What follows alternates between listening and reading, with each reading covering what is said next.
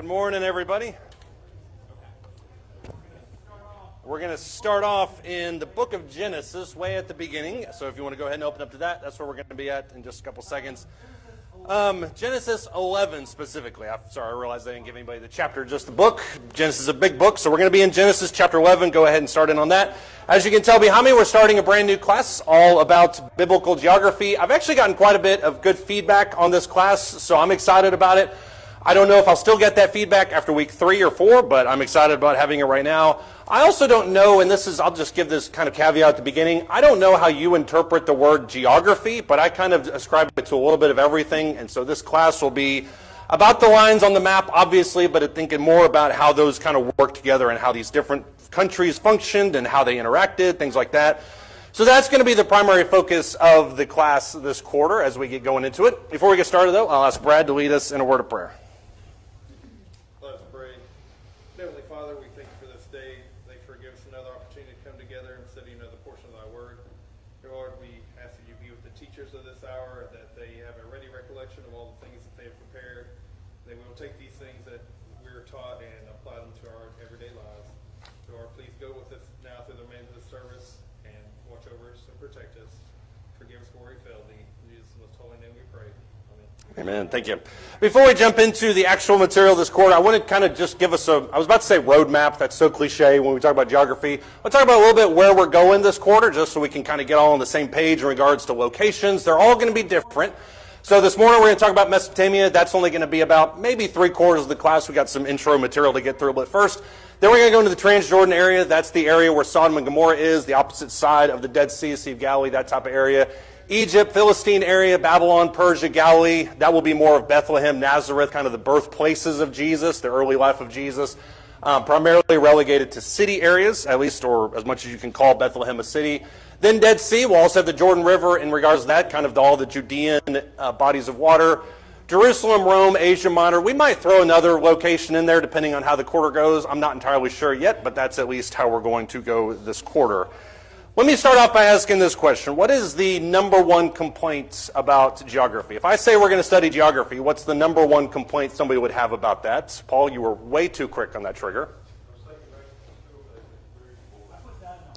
I put that in 110 font just so you would say that. And that wasn't planned, by the way. That was 100% impromptu. Why do we think geography is boring? I know somebody else thinks that, so it's not going to be that quiet. Okay. My challenge, my goal is to make it not boring for you this quarter. Joe, go ahead. There's not a lot of action when you're looking at a map. I think Eisenhower would beg to differ on that, but whatever, however you want to describe that. He created the action. You're exactly right. We're going to create action this quarter, so I'll leave that comment with you. Why else do you think that geography is boring?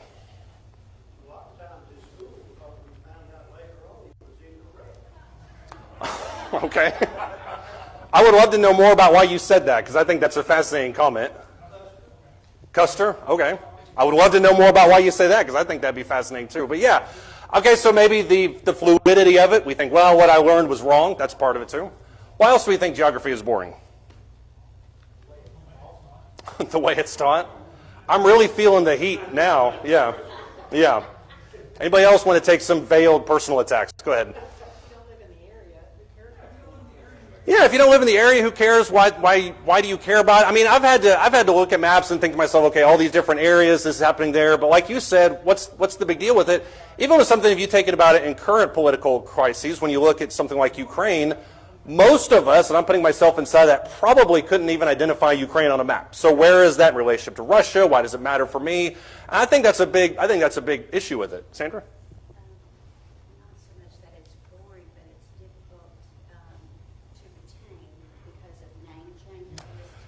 Yeah.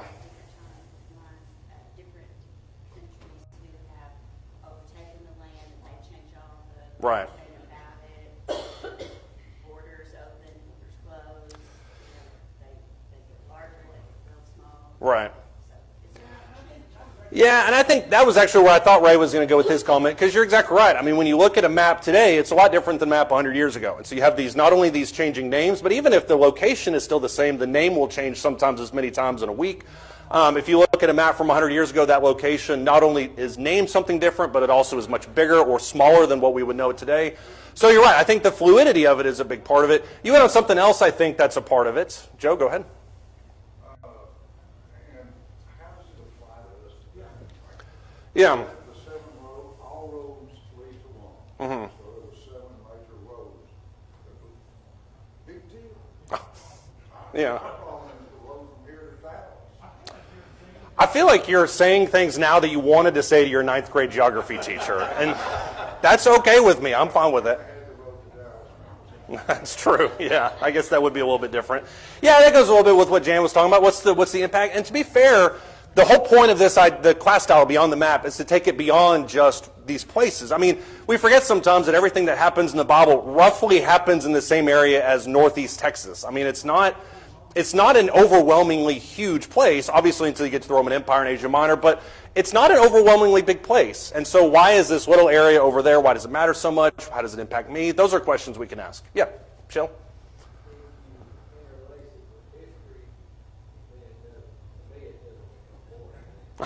Okay.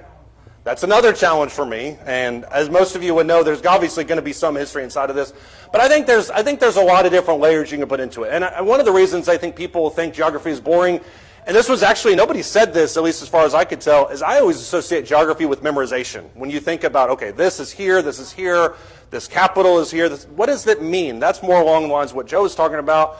But what's the purpose of it? Why do I care that the capital of this place is this place? Why does that matter to me? And it's also very hard, as Sandra mentioned, to kind of retain that information, put it to use. That's what I kind of want to get past this quarter. Yeah, Karen? Right.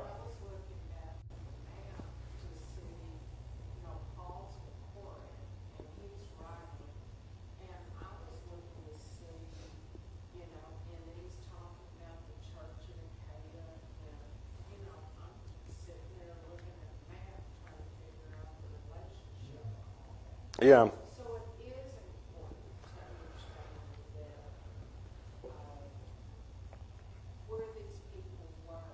You know, it's kind of like Abraham traveling all the way across and then you know, the Israelites coming back into Canaan. So it is important to see this. But Yeah. as Deborah said a while ago, y'all talking about 100 years. These maps are 2,000 years old. Yeah. If you Google them, you're going to get 15 different ones. Well, and up until about, 100 years ago, 200 years ago, most of those maps were written by a guy who just walked along the seashore, was on a boat next to the shore. So they're wildly inaccurate, and that's part of the issue with a lot of those types of maps. But still, they're at the same time, they're also remarkably accurate in the same breath. I mean, the fact that they could come up with something like this is phenomenal. So I think geography has a bad connotation in a lot of ways. That's why I'm encouraged by the positive feedback over the last few weeks, ever since we talked about geography. Let's get this out of the way since we've kind of hit around it. What is geography? What is geography as a discipline? What does it mean? I said lines on a map earlier, and that's partially true. What is geography? Somebody's pulling out Webster's. I can feel it. Everything from physical features of the region to the people that live there, cultures, things that they did for work. All right. Just a little bit of economy, physical boundaries of a country or region or place. Yeah. It's not just maps, it's obviously maps and what they did for work. Right. Yeah, I mean, you nailed it. You hit everything that I wanted to say in that sentence, which is we sometimes think of it, okay, it's lines on a map. That's true. It's physical terrain. That's true.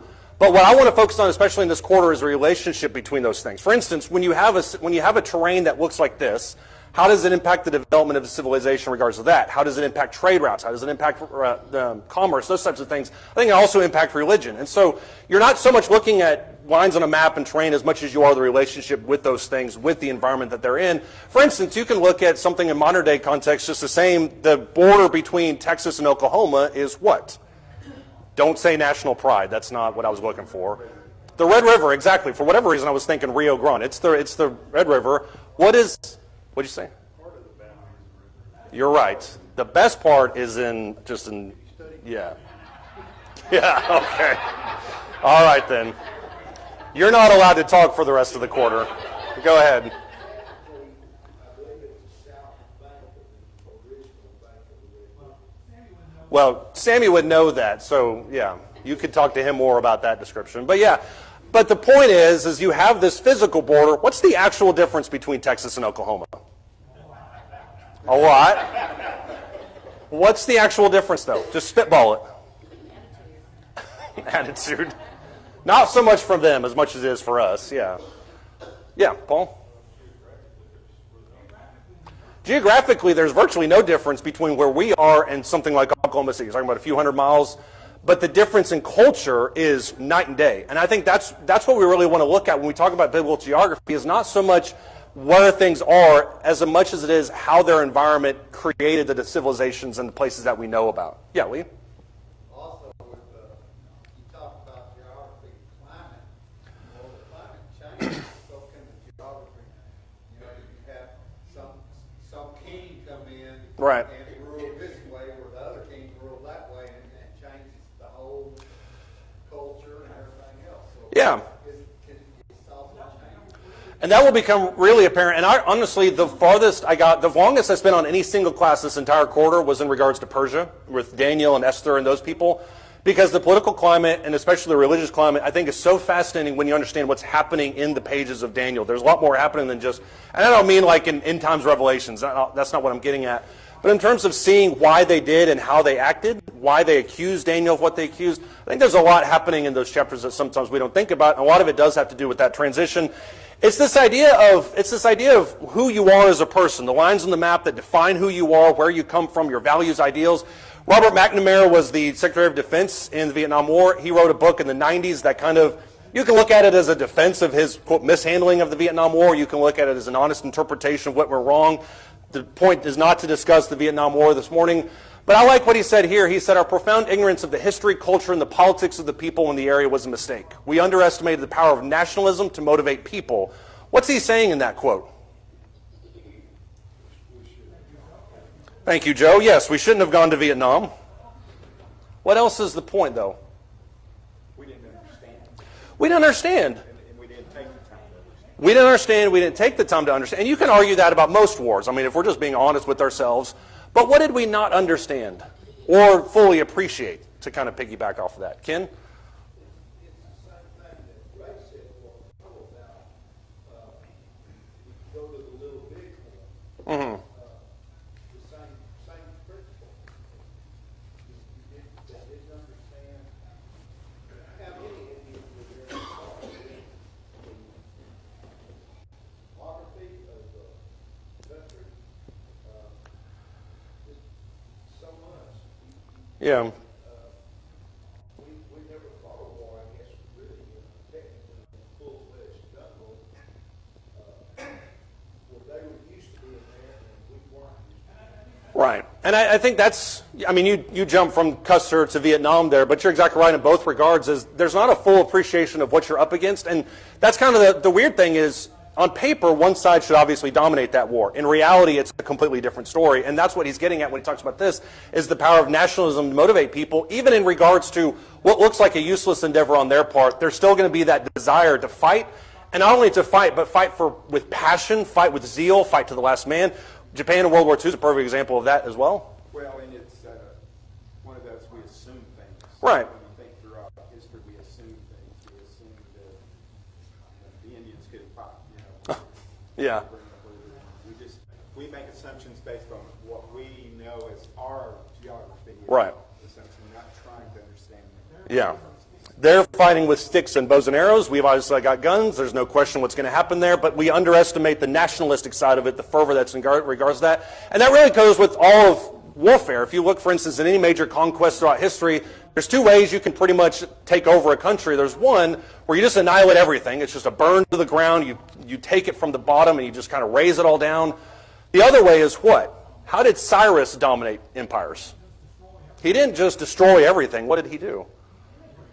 He integrated. He allowed the culture to assimilate inside of their culture. And so there's two ways that you can kind of do that. One annihilates culture, rebuilds it from the ground up, which we're going to talk about this morning during the sermon. The other one is assimilation inside of the culture. And there's two ways you can kind of go through that.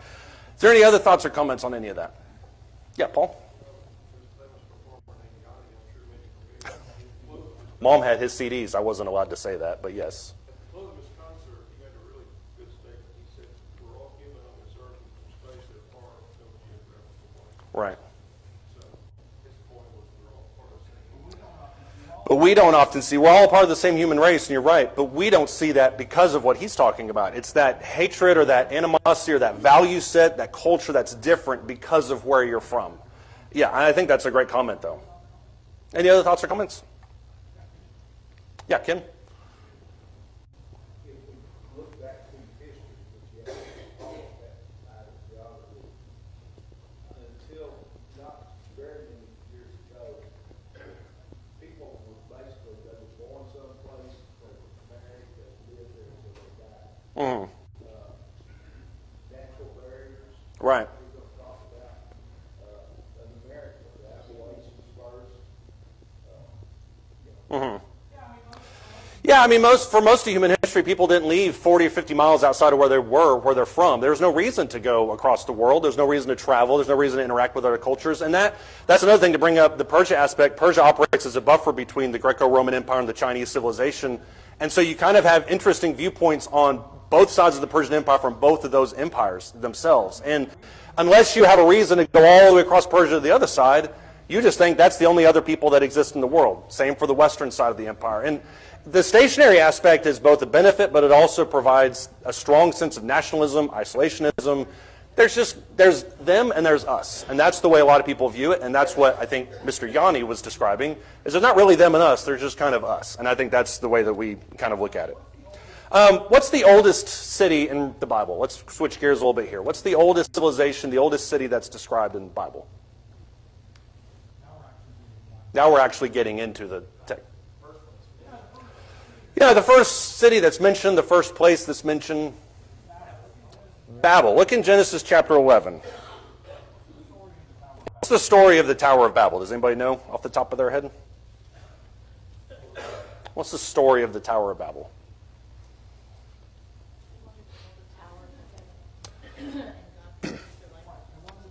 Right, they wanted to build a tower that reached all the way to heaven. God stopped them. He put an end to it. He kind of scattered them out. We're not going to get into why God scattered the languages. I think you can make a lot of compelling arguments in regards to that. Genesis chapter 11, starting in verse 1, it says, Now the whole earth used the same language, the same words. It came about as they journeyed east that they found a plain in the land of Shinar and settled there. They said to one another, Come and let us make bricks and burn them thoroughly. They used brick for stone. They used tar for mortar. They said, Come, let us build for ourselves a city, a tower whose top will reach into heaven. Let us make for ourselves a name. Otherwise we'll be scattered abroad over the face of the whole earth. The Lord came down to see the city, the tower which the sons of men had built. And the Lord said, Behold, they are one people, they all have the same language, and this is what they began to do. And now nothing which they purpose to do will be impossible for them. Come, let us go down there and confuse their language, so that they will not understand one another's speech. So the Lord scattered them abroad from there over the face of the whole earth. They stopped building the city. Therefore its name was called Babel, because there the Lord confused the language of the whole earth. And from there the Lord scattered them abroad over the face of the whole earth. We won't get into, like I mentioned a second ago, we won't get into why God scattered them, why he confused them. What kind of an impact did this scattering, though, have on humanity? And I realize that's a huge question. But what impact does that have on humanity? When you scatter them, you separate their languages, move them all over the face of the earth. It fractures them. What else does it do?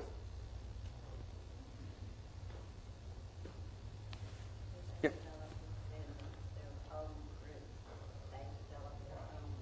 Right. Exactly. You have the fracturing, and that certainly creates these different civilizations, different cultures, and things like that.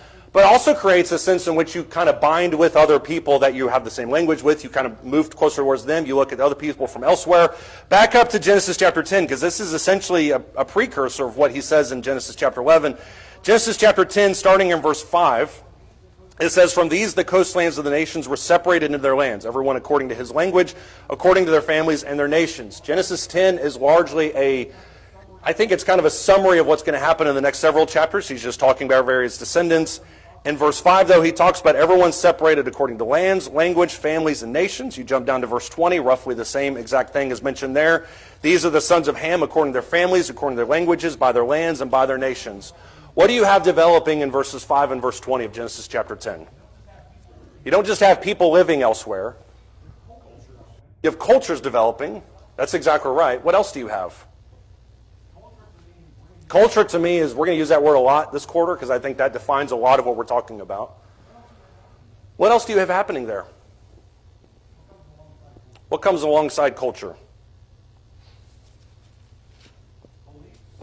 Beliefs, right. Value sets, what's important to you. What else do you have developing there? You have boundaries? Yeah. What else do you have?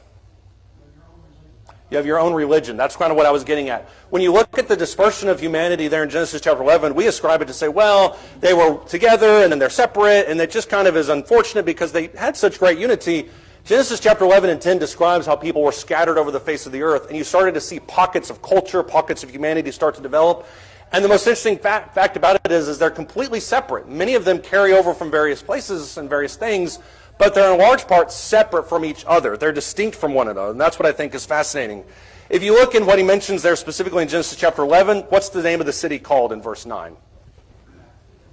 That city that they built in Genesis chapter 11 is what? Babel. What would that eventually turn into? Babylon, exactly. And so when we talk about Babylon as being one of the oldest cities in the entire scope of human history, it's because it goes all the way back to Genesis chapter 11. Look in Genesis chapter 11, verse 31 now. This is kind of the end of this story of the Tower of Babel. You have that dispersion. You have that different culture. Genesis chapter 11, starting in verse 31. It says, Terah took Abram his son, and Lot the son of Haran his grandson, Sarah his daughter-in-law, his son Abram's wife. They went out together from Ur of the Chaldees. In order to enter the land of Canaan, they went as far as Haran and settled there. The days of Terah were 205 years, and Terah died in Haran. Who are we learning about at the end of Genesis chapter 11? Who's the main central figure? What's that? Abraham, exactly. What does it say about Abraham? Or Abram, if you want to get specific.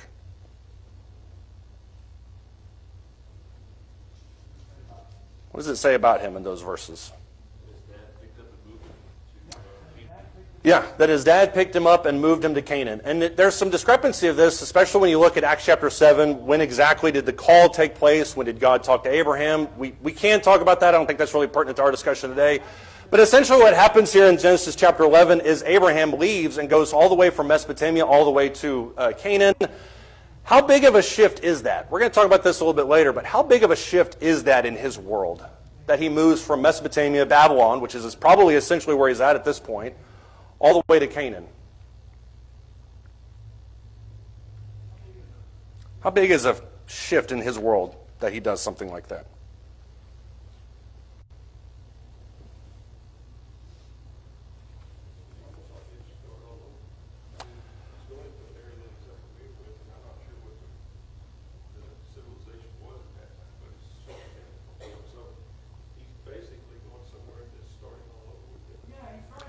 Yeah, he's starting all over, and as we'll talk about in a little bit, the most fascinating part about that is when it says that he's starting over, that he moves, it's not like he moves to a different, already established area. This is an area that's really well undeveloped.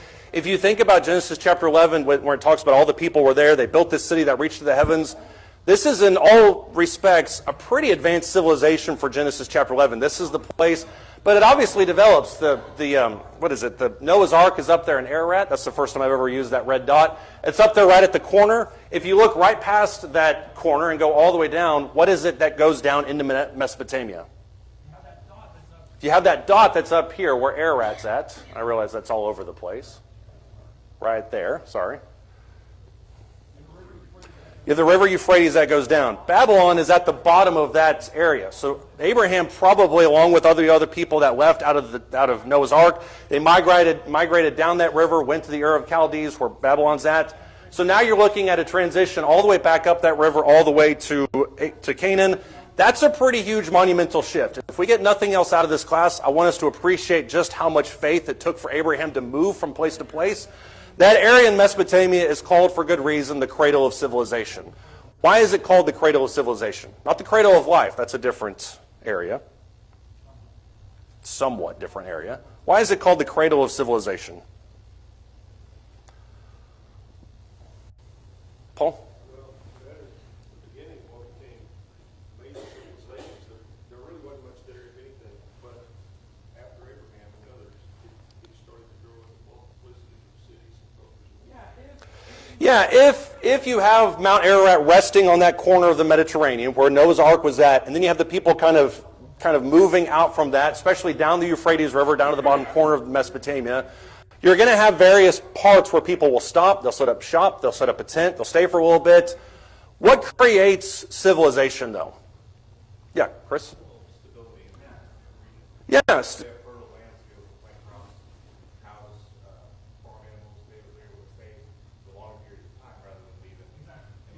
Exactly. If you're looking at this development from where Mount Ararat is at, all the way down Euphrates, all the way down to the bottom where Babylon is at, you certainly have the major city Babylon there at the bottom corner. That's what we just read in Genesis chapter 11.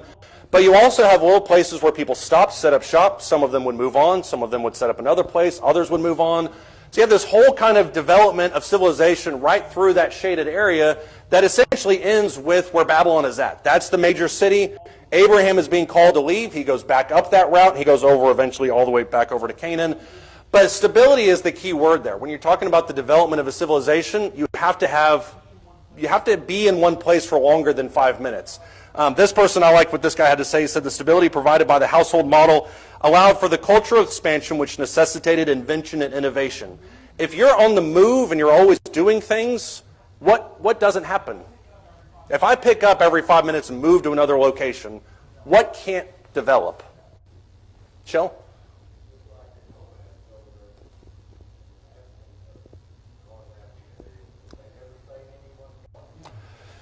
Yeah. Right. They never stayed in one place, but as a counter-argument, they did oftentimes rotate in the same area, so it's roughly the same location. But you're right, they're always on the move. They're always developing things. Of course, one time in innovation, my professor posed a question to the class. He said, what's the most important invention that mankind has ever created? We all threw out something like iPhone or whatever. I have no arguments with that. Right. But when we finally came back around, nobody had gotten to his point. So he's like, it's the plow. Like a plow is what you do it, okay? Because if your neighbor, until that, so much of your time, I know you're talking about the nomadic type thing, but so much of your time is spent just providing for your base needs. Right. Gathering food, hunting animals, whatever, so that you don't die. Right. If now your neighbor can till a field and produce more food than he and his family need, then you now have time to go do something else with your time. Right. And that's to your point. Innovation is completely stagnated whenever you are 100% of your time is spent keeping you and your family alive. Right. That's a great point to bring up. If your whole time is spent hunting, gathering, then you don't really have time to sit in one place and do things. And that's why, in large regards, the last 100 years in regards to industrialization, that's why you have so much technology exploding, is because people don't have to spend so much time going to a job. It's roughly down the street. But they're able to develop things, they're able to innovate and construct and all those types of things. I wouldn't put the plow up there, but I can see an argument for it. I think that's a strong invention that really helped facilitate human history. Chris, did you have something? Okay. When you're in one place for a long period of time, what eventually begins to develop? You talked about agriculture and these, maybe an early barter system, commerce.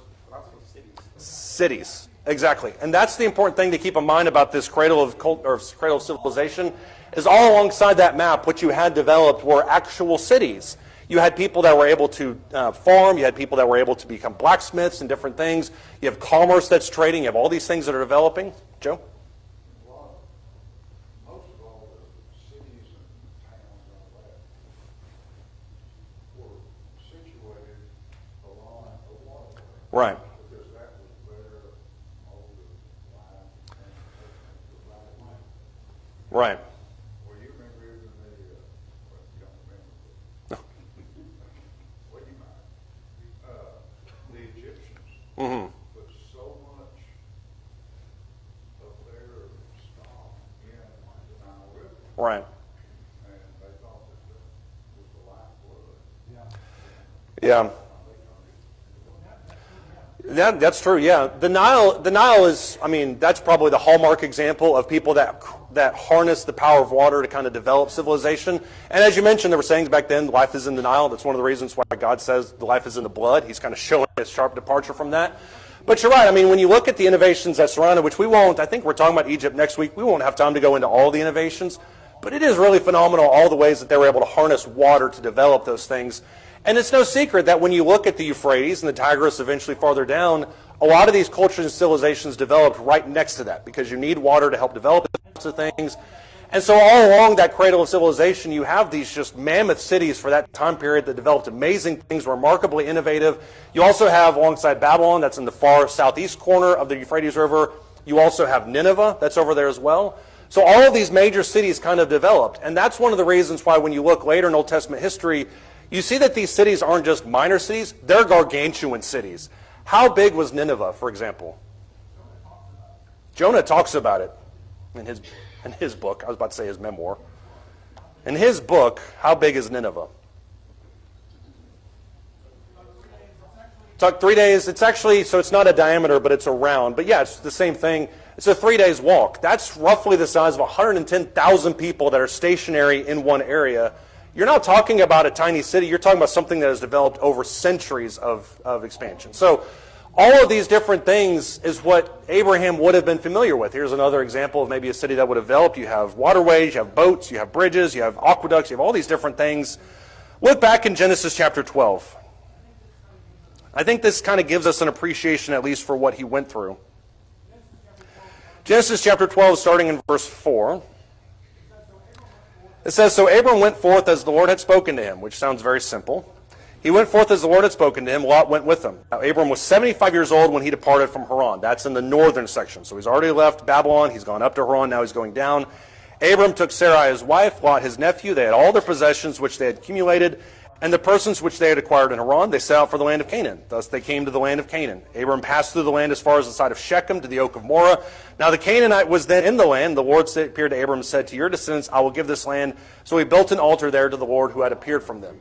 How old is Abraham after he leaves Haran? 75 years old. That, I think, gives more credence to the fact that this was a pretty substantial risk. When you look at what else happens in these verses 4 down through verse 7, he goes down through Haran, or up through Haran, he goes down to the land of Canaan, he goes past Shechem, he goes all the way down to the oak of Moreh. All of these places become familiar in Old Testament history as all these different things are pop up later in different stories. Keep your finger in Genesis and go back to Joshua 24. All this context, I think, speaks more to the story of Abraham. Joshua chapter 24.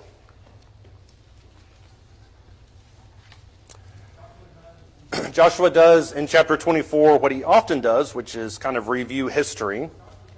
And in Joshua chapter 24, starting in verse 2, Joshua said to all the people, "Thus says the Lord, the God of Israel, from ancient times your fathers lived beyond the river, namely Terah, the father of Abraham, the father of Nahor. They served other gods. Then I took your father Abraham from beyond the river and led him through all the land of Canaan, multiplied his descendants and gave him Isaac. To Isaac I gave Jacob and Esau. To Esau I gave Mount Seir to possess it. Jacob and his sons went down to Egypt. I sent Moses and Aaron. I plagued Egypt by what I did in its midst. Afterward I brought you out. I brought your fathers out of Egypt. You came to the sea. Egypt pursued your fathers with chariots and horsemen to the Red Sea. When they cried out to the Lord, he put darkness between you and the Egyptians, brought the sea upon them, covered them, and your own eyes saw what I did in Egypt, and you lived in the wilderness for a long time." What is Joshua doing in those verses? Verses 2 down through verse 7.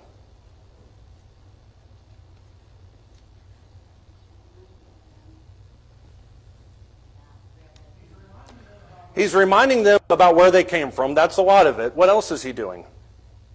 In connection with that, though, of their shared history, of their shared culture, because we talk about the splintered groups. Right. And eventually, obviously, hundreds of years later, 100 years down, further down in the Bible, you see how this tribalism, I suppose, leads to war and fighting and civil wars and stuff. Right. But right now, he's trying really hard because he knows he's sending everybody out to their respective homes within their established lands. He's trying to remind them, look, yes, you're the tribe of Reuben. Yes, you're the tribe of whatever. But remember, we all share this same common history.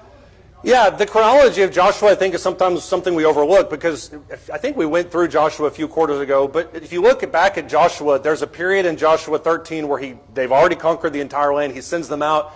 And then there's a period of 5 to 10 roughly years after that before Joshua dies. This is obviously before he dies. Right before he dies, though, after that decade or so, or a significant length of time, he calls everybody back. And he says, look, everybody came from this one place. They all then went to Egypt. They all did here. And the point was to unify them, because it's very easy to kind of splinter them off and say, well, you're here, you're here. But the point is they all migrated together. When he says, for instance, in Joshua chapter 24 and verse 2, he says he took Abraham from beyond the river. He's not talking about the Jordan River there that's already in Canaan. He's talking about the Euphrates. And so this is a significant journey that they go up and then they go all the way down. Why is he reminding them of that? They took Abraham from beyond the river. And I think this plays into the idea of what they're about to go through in Canaan for sure. Why does he remind them that they took Abraham from beyond the river?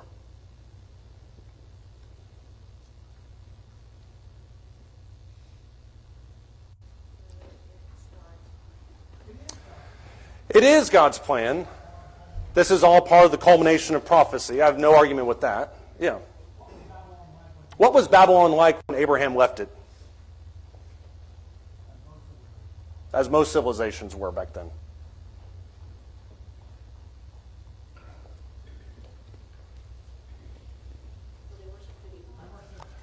They worship thousands of gods. That's when we talk about the splintering down from Babel all the way down to Nineveh and Babylon, all these different places. So they all have their own gods. Why is he bringing that up with them? You left, or Abraham left from beyond the river, came over here. What are they about to battle there in the book of Judges? I think this goes into the culture too. What are they about to battle all through the book of Judges? They are going to battle themselves. What else are they going to battle? Canaanites. Spiritually, what are they going to battle? Idolatry, exactly. So when he mentions here in this passage, God took Abraham from beyond the river, there's that idea of he used to live in this place that was hugely idolatrous and all these different things that they used to battle. Now that you're here, there needs to be something different about you. There needs to be something that's pure about you, where you're not battling all these idols, you're battling nations, all these other things, but you need to become unified around Jehovah. And this idea of beyond the river, obviously here referring to Euphrates, there's other passages in the Old Testament that talk about beyond the river being Jordan. Whenever you see that phrase, beyond the river, it always refers to an other category. Those are them, this is us.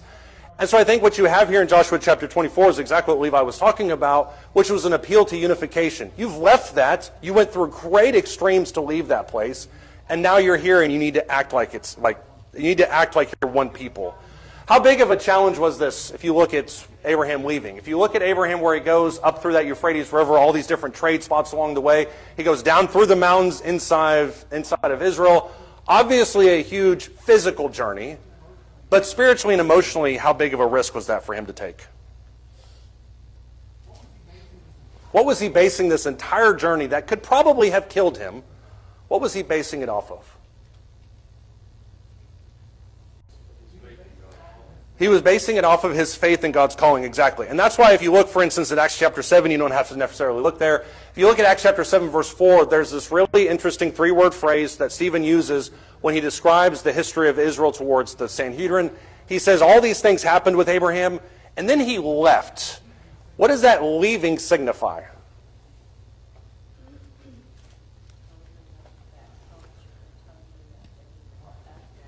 Right.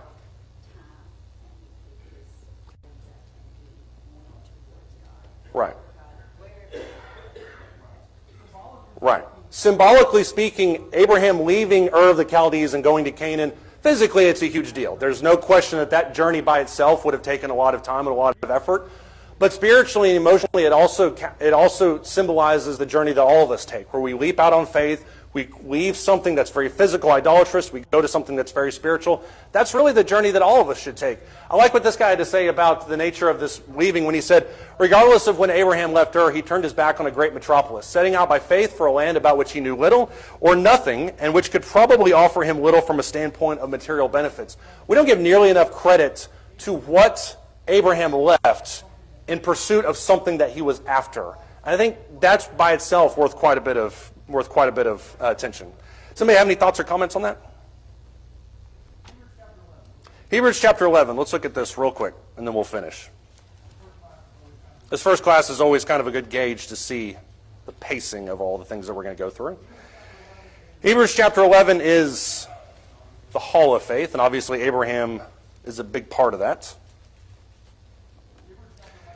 Hebrews chapter 11, starting in verse 8.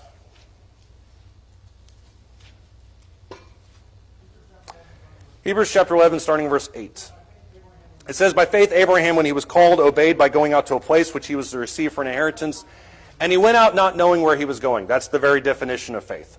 By faith he lived as an alien in the land of promise, as in a foreign land, dwelling in tents with Isaac and Jacob, fellow heirs of the same promise, for he was looking for the city which has foundations, whose architect and builder is God.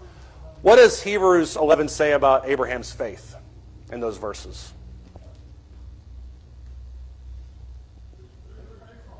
That it was very strong, and the Hebrew writer is going to make a couple points. I think he brings up Abraham 2, maybe even 3 times here in Hebrews chapter 11, all point to that idea.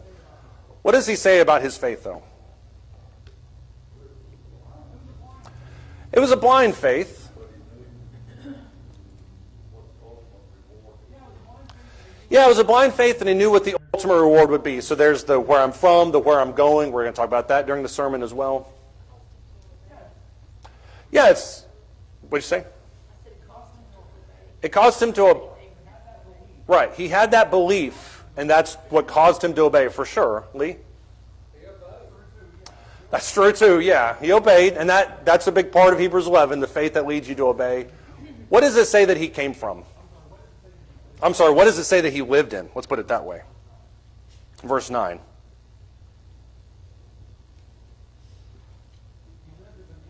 He lived as an alien in the land of promise. That's this culture, sharpness of the culture. I think you can point to that.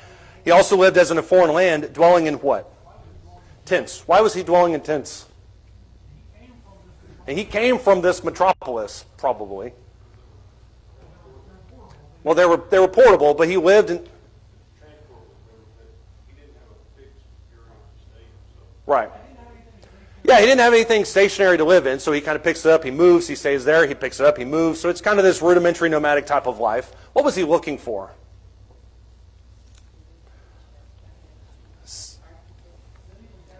City which has foundations. That's, I think, a really interesting callback to what he's talking about here. When you look at what Abraham left, where he went, he dwells in tents along the way. He's looking for a city that has foundations. Why is he looking for a city that has foundations? Why is he looking for a city? Because he left the city that Right. was empty, that was not built on foundations. And obviously the takeaway there is that had no root in the thing that he had faith in. Right. Yeah, the reason he's able to look for a city is because he knows what a city looked like. And that just speaks more to that idea of something he left that was enormous, that was gargantuan, that was developed. And yeah, he left everything he'd ever known, but he also lived in a way that he's never lived before, dwelling in tents and going to a place that he didn't know anything about. So it is more about that idea of what faith means. The obedience, yes, the obedience is there, but it's about what that faith and obedience entailed. And it's a lot more when we understand kind of the journey that he took. Does anybody have any thoughts or comments? Yep.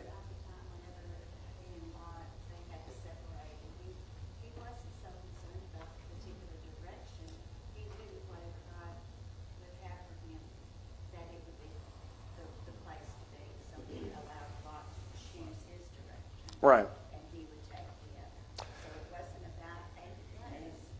It was more than that. It was more than the inheritance he was promised. Right. But it was built by God Right. on his faith. Right. He was looking for something that was much more spiritual. Whereas Lot, who traveled with him in Genesis chapter 11 and 12, Lot goes with him, and Lot is still looking for a physical city. That's the stark contrast to what it says that he's looking for here. So yeah, I mean, Lot is looking for everything that civilization provides. He's looking for culture, he's looking for money, he's looking for land, he's looking for power. Abraham isn't looking for that because he left all that in Babylon or of the Chaldees. So I think it speaks more about the great faith that he has. That's a great counterpoint. Does anybody else have any thoughts or comments? Okay, if not, we'll pick up with Egypt next week. Thank you, everybody.